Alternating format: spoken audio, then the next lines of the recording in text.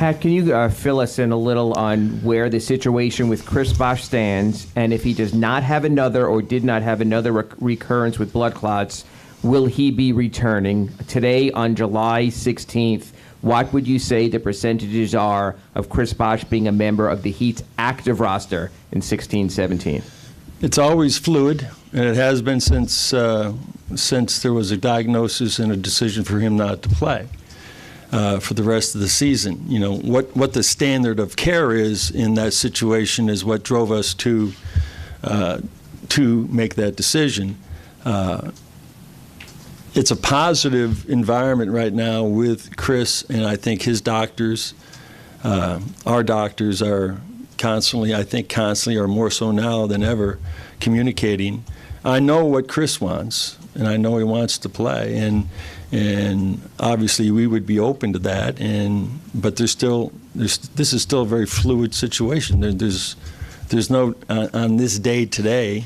You said it's today the 15th or the 16th. Already? Okay, this is the 16th. There's not an answer, Ira. I wish I could give you one. And so let's just let this process, move on down the road, and then we'll go from there. Back to Chris Bosh for a second.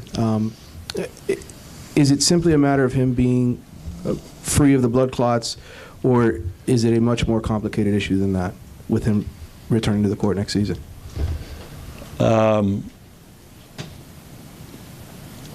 I can't speak medically about this thing. I can only speak from a basketball standpoint, and that he's been working out, and that he's going to probably continue to work out. And so from a basketball standpoint, is it complicated?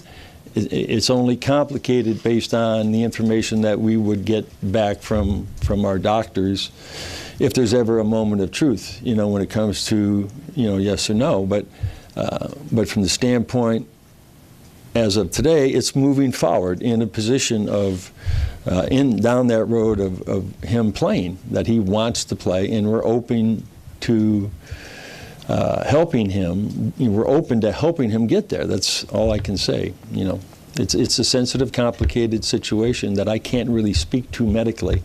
From a basketball standpoint, I've been told, been sort of put on hold here, but we know what Chris is capable of, and the last 2 years, losing him after the All-Star break both years in a row, you just never know what you have or what you could have done, from that standpoint as a team. And so that's what kills me, is that we put together a good team right after LJ left, and but we never had the opportunity to see it at its full. So I think we should just wait till August, September. I think we'll have a lot more information then.